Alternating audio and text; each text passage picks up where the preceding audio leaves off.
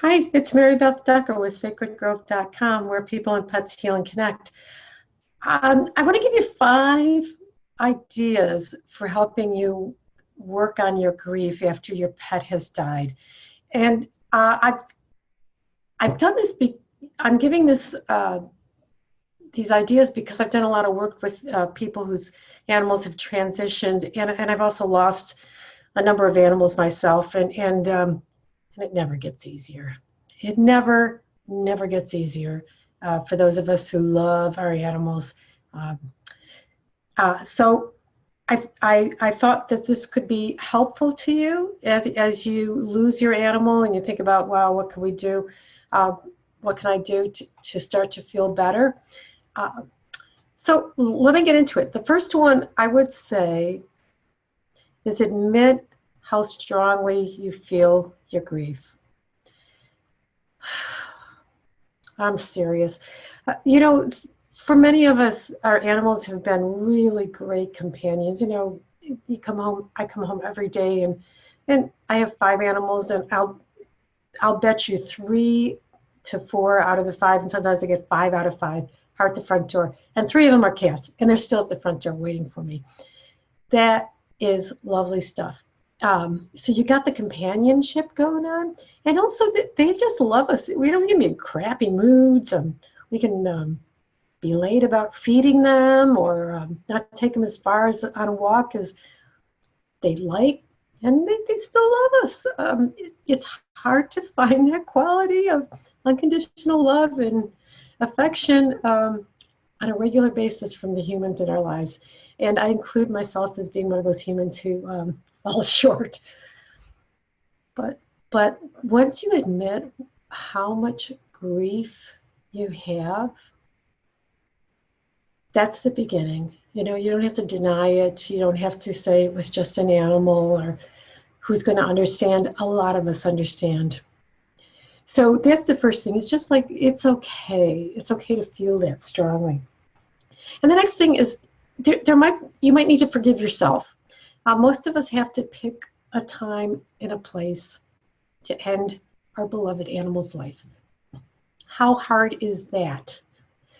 And what I found is most animals, actually all the ones that I've connected with, don't hold it. They don't hold a grudge. If you made the decision with love and concern for your animal's well-being and what's best, they're okay with it. They're on the other side, and things are looking pretty good, and they're good.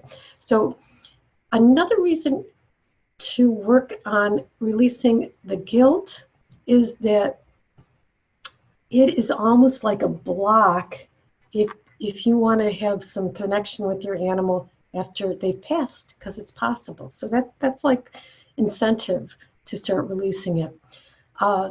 And we're number 3, which is find somebody you can talk to, somebody maybe a delightful friend, or if it's really not clearing, there are groups. They're not just grief groups for those of us who've lost people, but there's grief groups for those of us who've lost animals. A lot of the shelters and things like that will have something like that, and that's a place to go get some counseling. Or if you just have a good friend and you can talk about how much you miss the fact that those, one of the pack that used to meet you at the get door, they're not there anymore. They're just not there anymore, and they're not sitting on the couch next to you, if you're like me and you do that kind of thing. Or whatever it is, just somebody who just can really listen, and you can tell about all the things you loved about him, and even the things that drove you nuts. And now that you'd be glad to have a little more time with them, even if they did stop and sniff every 5 steps.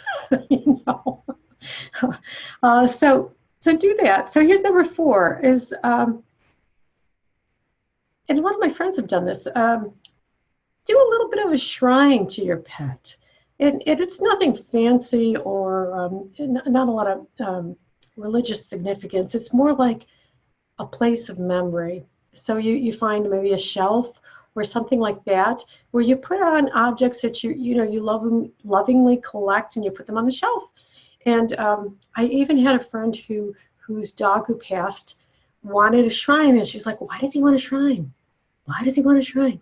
And I thought about it, and she had named her dog training school after the previous dog who passed. And the next dog who passed said, well, dang, that dog got a whole 20,000 square foot building named after her. What can I just have a little part on your on the shelves in the living room? And yeah, we could do that for you. So it's a nice way of remembering them. Just anything that you want to put there, pictures, things like that, their collars, ashes.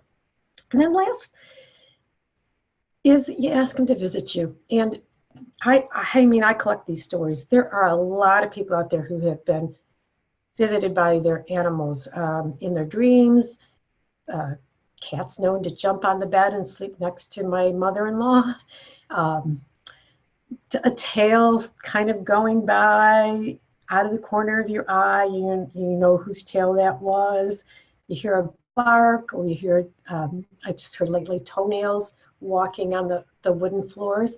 And the best thing you do is to just trust that you're not making this stuff up. You really, really are getting a little taste of your animal visiting you. And say, thank you. Come again. Stick around. Come visit. So those are the 5 things that I would suggest you do is acknowledge your grief. Know it's a big one. And just know that everybody feels it. Everybody who loves their animals, okay? And let go of the guilt as best as you can. If you have to talk to some people, find a resource, maybe do a little shrine, and then ask them to come on back and connect with your heart. Connect with the love, okay? Love brings them forth.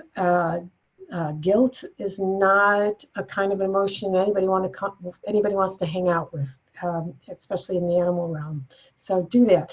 And if you need more help, I can help you contact them. So I hope you enjoyed this and share it with your friends. And now I am going to say thanks and see you again.